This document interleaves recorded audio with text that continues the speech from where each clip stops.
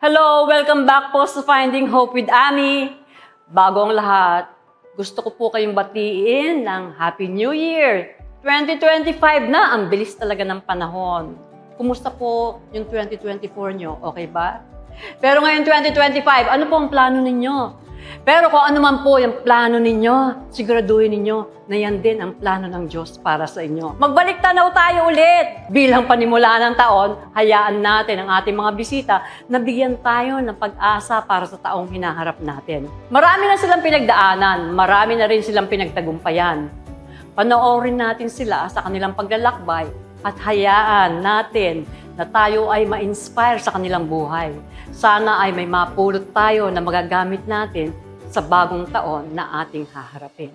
Panoorin po natin. Lahat tayo ay may pagdaraan ng mga problema, na iba-iba nga lang yan.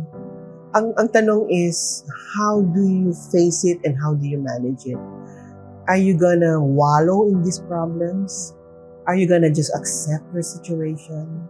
Whereas the word said, and like the word spoke to me, that God has plans for all of us. And it's a plan for our future and for our welfare. It's never to harm us. Hindi masama ang Diyos na gusto kanyang mapahamak. Ang gusto ng Panginoong Diyos ay ikaw ay magkaroon ng pag-asa, ikaw ay pagpalain. Yun ang plano ng ating Panginoong Diyos. Kailangan lang ay magdesisyon tayo. Gusto ba natin yung plano ng Panginoong Diyos sa atin o ipipilit ba natin yung gusto natin para sa ating mga sarili? Kadalasan yung mga gusto natin para sa ating sarili, temporary, pansamantala. Matapos mong kainin, ubos na, ilalabas mo na yan. Tapos na. Diba? Whereas ang inaalok sa atin ng Panginoong Diyos ay abundant. Sobra-sobra. At hindi lamang yun, kundi buhay na walang hanggan. Ayoko nang gumawa ng mga bagay na hindi ko muna ipagdadasal sa Kanya. Kasi nasubukan ko na dating mabuhay nung kinakaya mo lahat. Alam mo yon, yung parang before, kapag may mga projects ako, kapag may mga shows ako, I feel like kaya ako nakukuha doon sa mga show na yun kasi ginagalingan ko. Kasi madali akong makisama sa mga tao. Kasi somehow, mabait naman ako. Ganyan. So I feel like all the things I have was because of my hard work. And now, ko lang nare-realize na kaya ako may mga ganun dahil binless ako ni Lord. Na siya pala yung nagbigay sa akin ng mga yun. Even the attitude, even my heart, it was all Him. It's not me. And I can't take credit for that. Pag may pinagdadasal po kayo, make sure para hindi masayang yung oras ninyo. Linisin nyo ang laman ng puso nyo. Tanggalin nyo yung mga galit sa kalooban ninyo. Dahil kung gusto nyo makabilis ma-answer yung mga prayers ninyo, pag nandyan pa rin yan, may nakabara. Oh. So kung nagmamadali kayo, patawarin nyo agad! Patawarin yung mga nakasakit Yung mga sa'yo. nagkasakit sa'yo at patawarin nyo yung sarili nyo. Nabago ako kasi nga, nung may tinanggal ako, may pinasok ako. Pinasok ko yung Espiritu Santo sa loob Yes, ko. tinanggal mo yung dati. Tinanggal ko yung yung mga demonyo. Malis na kayo ha. Babay na. Kasi noon pagka may mga mga spirit na mas maakala ko, i-entertain ko. Tapos babait din yan. Yung mga boyfriend, babait din yan. Kahit na nakikita mo ng mali, Oo. kinakalaban mo yung Ngayon, paniwala ang mo. hindi ko alam, ang nakalagay pala sa Bible, pag nakita mo na ang temptasyon, tumakbo ka na. Ayun, kasi nagbabasa ka ng Bible, Oo, kaya nalalaman mo. Hindi kung ano pala yung tatambay ka pa doon at magsasabi mo, magbabago rin yan. Siguro galit lang siya sa akin. Pero ang tagal, isipin mo mga 7 years yung mga boyfriend ko. Nag-iintay akong magbago. Pero mali. Yung pala ang nakasulat sa Biblia, tumakbo ka na. Iwan mo na. Umpisa pa lang. Hindi naman kailangan nasa church ka para kausapin siya eh. Anywhere you go, pwede mo siyang kausapin. Kahit ano pang situation mo, lagi ko siyang kinakausap talaga. God is so good na talagang pinadaan niya sa akin yung mga struggles, yung mga dapat kong daanan. Para ngayon, meron akong pwedeng ikwento po sa inyo na kung gaano po talaga ka-powerful, kabuti po ang ating Panginoon mula noon hanggang ngayon. So, madaling salita, yung mga setback, set up pala yun. Oo, yung Para pala doon, Yes. makabuo ng kwentong maganda. Kung wala lahat yun, Oo. walang kwento. Sinasabi ko rin nga yung palang mga pangit na pangyayari sa buhay ko, yung mga masasakit, kung ang intensyon ng demonyo nun, sirain ang buhay ko, Oo. ay, pagkatapos nun, meron palang mas magandang plano ang Panginoon. Dati, kailangan ko talaga kasi pera eh. Nung nagsimula ako, walang-wala ako eh. Lahat may talaga plan sa'yo si Lord. So, trust yung plan ni Lord para sa'yo. Just put God first and honor your parents Correct. and love also yourself. Diba? Oo, importante yun. Mahalin mo din sarili mo. Oo. And then, yung taong bibigay sa'yo ni Lord, alagaan mo mabuti. Tsaka hingin mo sa kanya. Yes. Tsaka, pag humihingi ka, yung mga gusto mo, humingi ka kay Lord. Pag sa tingin ni Lord na ito ay makakatulong kay Raya, ito yung tama kay Raya, bibigay talaga sa'yo. Pero yung mga hindi binibigay, may dahilan o yun. Huwag mo na ipili. Yeah, huwag mo na ipili. But then, you have to also work hard. Masipag din dapat eh. Oo, kailangan kumikilos ka doon. If you don't have all this, kumbaga, kahit from a broken family ka, kahit wala kang pera ngayon, wala kang ano, kapag wala si Jesus sa buhay mo, kasi yun yung pinaka-importante. Yes. What is it for me if I gain the whole world kung wala si Jesus sa life ko? So, it's nothing. All is nothing. Kumbaga, yung life na pinag-uusapan natin, hindi yung life dito, yung everlasting life with Him. Oo. Everything is by choice. I mean, love is a choice. Kumbaga, it's either we be with Him forever or be separated with Him. Dahil itong buhay ngayon, matatapos ito. Yes. Ang totoong destination natin, yung susunod. With Him forever. Lahat tayo may pinagdadaanan, mayaman, mapamahirap. Kung saan man trabaho nyo, tiwala lang talaga kay God. Huwag maging kampante kasi ang buhay, gaya na sinabi ni Kuya Kim ba, weather lamang. Minsan nasa taas tayo, minsan nasa baba. Pero si God, hindi mawawala. Andun siya. You know. I just love Jesus so much. Maaari na may mga bagay sa buhay natin na talagang inaalaw ni Lord na mangyari, na may mga wants tayo. Gusto ko makilala tatay ko, gusto ko ganito, gusto ko ganyan. Sometimes si God, i-give niya yung desire mo, sige, yan ang gusto mo.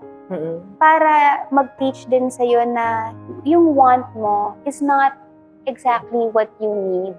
Exact. Kasi ako, yung kailangan mo. Amen. As long as nandito ako, kahit wala na yung iba dyan, okay yun. Kumbaga, full ang life mo. Pero, coming from my experience na nabigyan ka ng success, nabigyan ka ng financial stability, nabigyan ka ng maraming following, pero there was something missing because Jesus wasn't there. Yes. Sabi ko nga, the way ko siyang titignan, yung puso ng isang tao, may mga butas yan. Merong ang magsasatisfy dyan, pamilya mo. Meron dyan ang magsasatisfy, maaaring trabaho mo. Pero there's always that hole in our hearts that only Jesus can fill. Na pag hindi na-fill yun, there's that feeling of emptiness. Parang may void. Parang laging may kulang. Everything minus Jesus is nothing. Yes, yes.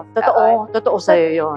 Buhay Sa na akin, buhay totoo sa yun. akin yun, Ma'am Oo. Kay, kasi nadaanan ko yun eh. Nare-realize ko na yung sinakripisyo niya, yung anak niya para sa kaligtasan natin. Doon ako parang nakakahiya. Bakit ko ginawa yung mga yun? Pero nasa isip ko, ni Lord, sige, babawi po ako. Ngayon po, ayusin ko po buhay ko. Hindi para sa sarili ko, hindi para kahit kanino, kundi para sa'yo. Just to glorify you. Kasi He gave me this life eh. Amen. So I don't want to waste the remaining days of my life not glorifying you. And I really want to get to know you and be a better person. Wala po akong maa-advise kung hindi. Kapit lang tayo sa Panginoon. Wala tayo ibang kakapitan eh. hindi sira yung ulo ko at yung puso ko at yung spirito ko kasi nakakapit ako sa Panginoon. Bata pa lang ako, dinadala na ako ng mga adopted parents ko sa Panginoon. Kung saan man yun, hindi yun ang importante. Ang importante, pinakilala nila sa akin ng Panginoon Diyos. At namuhay sa akin ang banal na Holy Spirit. At kilala ko na ang Savior ko si Jesus Christ. Hindi ko lang alam yung pattern dahil hindi ako ganun katalino, spiritually, emotionally, pero ang Diyos matalino. Sobrang. Alam niya, binitbit niya ako eh. Ang dami ng pagkakataon na dapat erased ka na, wala ka na. Pero nandito ako eh. Dahil minahal niya ako. Dahil ginabayan niya ako. Dahil pinadaan niya ako dun sa lahat ng eksperyensya na yon na masasabi natin na fire testing. Because eto na ngayon eh. Meron na akong ibang gagawin. Yung totoong calling ko. Dahil gusto ko pumunta sa Panginoon Diyos eh. Pangako niya yan eh. Kung wala kang Diyos, maghahanap ka ng makapitan. Some people feel that He's invisible. But if you just choose to follow Him, and yun nga yung faith. Diba? Oh, yes. So, it'll all fall into place. So, mas maganda po na, you live without pride. Amen. And then you learn to forgive. And also choose not to be arrogant. Sometimes, di ba, you keep questioning God. God, bakit wala pa? God, bakit walang ganito? Bakit ako niloko? God tests your faith. Kung nagkaroon ka ng test is dahil merong kulang. May kulang sa'yo, may kulang sa partner mo, o may kulang sa relasyon ninyo. There should be no other third party in your relationship except God. Amen. There should be no other third party in a marriage except God. Kaya ganun. Wala siya sa triangle. Or nilabag mo siya. Kasi 'di ba ang sabi naman ni God, stay pure. Huwag ka magmadali. Consult everything, 'di ba? Lean not on your own understanding. Lahat i-consult mo sa kanya, God, okay ba to? Okay ba tong business na to? Okay ba tong love relationship na to?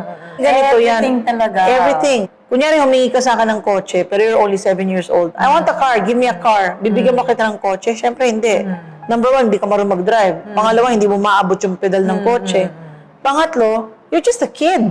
Hindi ka pa pwede. So, kumbaga, ganun din si God. Ibibigay niya sa'yo when you are ready. So, kailan mo masasabing ready ka? Do you know that you cannot find love from another person if you do not have love within yourself? Paano ka magkakaroon ng love within yourself? Number 1, love God. Kumbaga para tayong container. This is the container. I'm a vessel that God has made. Si God ang magpupuno nun ng love. Lalagyan niya ng patience, lalagyan niya ng beauty, lalagyan niya ng everything, wisdom. Ipupunin niya tong jar na to. Pag yung jar na yan hindi pa puno, hindi pa siya ready. So for until you can accept who you are, love yourself, and you love God, you cannot find love from somebody else. Parang, I cannot live life without you. Mali yun eh. Dapat you're able to live life, pareho kayo, and put together is icing on the cake. Kumbaga, hindi ako mabubuhay without you. Dapat hindi ka mabubuhay kung wala si God. Habang bata pa kayo, make sure na magkaroon kayo ng malalim na relasyon sa Panginoon. Kilalanin nyo kung sino si Abba Father, ang ating Ama. Kilalanin nyo si Jesu Cristo, yung ginawa niya at bakit niya ginawa. Ang advice ko lang na doon sa mga feeling lonely, feeling incomplete, tapos parang you feel na parang you're sad because wala kang partner, no? Give your attention to God, and you have to come to God, pray to God, and ask Him to come to your life, because another person cannot complete you. Your loved ones will disappoint you, but God will never disappoint you. So, si God is the only answer dun sa mga pagkukulang sa buhay mo, sa sarili mo. So, wala nang iba. Nobody can ever complete you the way God does. Without God, I wouldn't know where I'd be. What the people should know is that God has plans for each one of us. Well, nandun pa lang tayo sa sinapupunan ng mga magulang natin. May plano na siya para sa atin, no? Correct. But habang lumalaki tayo, ang gusto ng Panginoon ay masunod kung ano yung plano niya para sa ating lahat. Pero hindi niya tayo ginawang robot, binigyan niya pa rin tayo ng free choice. Yes. Kung ano yung susundin natin. Amen. That's why there is wisdom to follow which path to choose. The path of righteousness or the path of unrighteousness. So, it's a choice. Pero sinabi niya yan, di ba? Sa Deuteronomy 30, di ba? Choose life. Choose me. Yeah. Di ba nga, I'm forever nandito. Mahal ko kayo and wala naman siyang hinihiling kundi ang maniwala sa Kanya. Oo, at magtiwala. Magtiwala. Abide in me and I will abide in you. Amen. Diba? So, Fish. yes, dapat you are on His side. You cannot be on that side of unrighteousness and be at the same time you want to be with God. It cannot be. Diba? Magkalaban yun. So, you decide to be on the side of God and follow His righteousness. You're always gonna be searching for something to fill that void in your heart. And hahanap-hanapin mo yan sa trabaho. It's never gonna be enough. You're always gonna want something. Sasabihin mo, pera. Baka pera yan, baka gamit yan. It's gonna make me happy. But after you get that, there's always gonna be that one more thing na parang, ganito, ganyan. So there's always gonna be that hole that can never be filled. So and the only way that can be filled is if you just start trusting start trusting sa kay God. You really have to give your complete trust to the Lord. Trust Him with all your heart that He will take care of you, He will never leave you, He will never abandon you, and in everything that you do, dapat kasama niyo po si Lord. Yun talaga ang sikreto for you to have a peaceful life. Kasi talagang, ang kalaban will always be there to poison your mind and to tell you this and that, diba? Na, kaya lang yun si Ami nasasabi yan, things are always easier said than done. Na nangyari na po yan sa akin, na-experience ko na po. And I guess, it can also happen to you. If you only let Jesus enter your life. Diba? Allow Him to be there for you. Because hindi naman siya nawala eh. He's always there. Diba? Alamin natin kung ano yung mga gusto niya. Lean on our own understanding. Just know that you have the Lord. Amen. That you just have to lift up everything to Him. Hindi man perpekto yung pamilya mo, hindi man perpekto yung marriage mo, pero kung feeling mo man hindi ka kasing mahal ng magulang mo or kasing mahal ng asawa mo, pero meron kang Panginoon na sobrang mahal na mahal ka, dun nyo kunin yung lakas nyo, dun nyo kunin yung peace ninyo, dun kayong magsumbong. And remember that kung ano yung hindi nyo kaya, kaya niya. Diba? Our ways are not His ways. Hindi mo kaya, siya kaya niya. Always think ikaw hindi mo kaya, but you have a God who is bigger than your worries, bigger than your pain, bigger than anything, and a God who will never leave or forsake you because you are His most special creation. So just hang on to that promise and just tell Him, Lord, hindi ko kaya, ikaw nang bahala sa akin.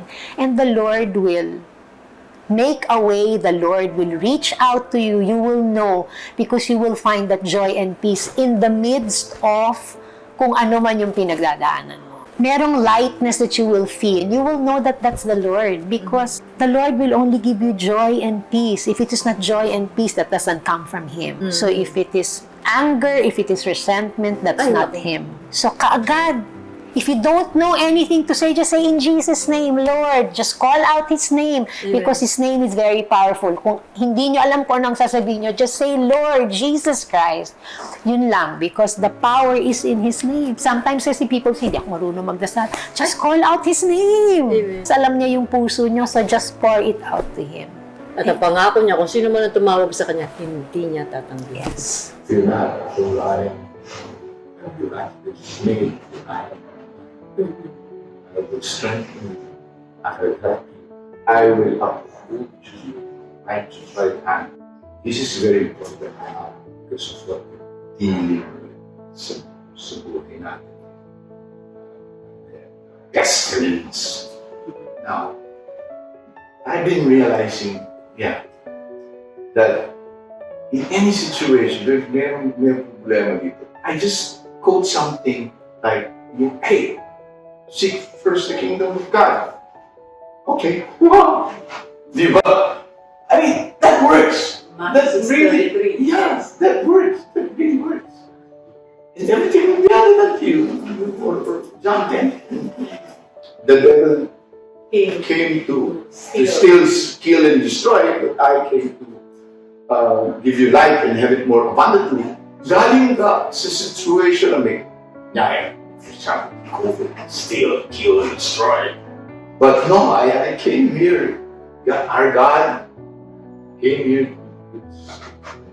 Pinakapitan mo yun.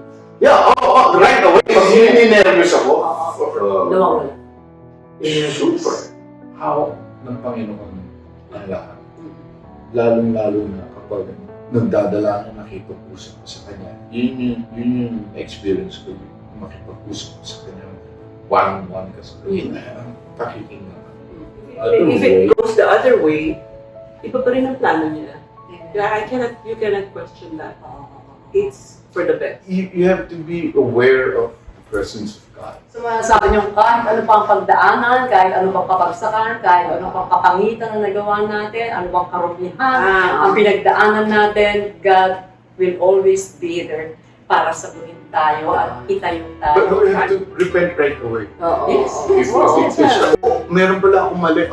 Repent right away. And it's sabi nga sa mga times of trials and tribulation, trust the process. Mga minamahal, I just want to encourage you, huwag nang hintayin ng isa pang araw para tanggapin ang ating Panginoon.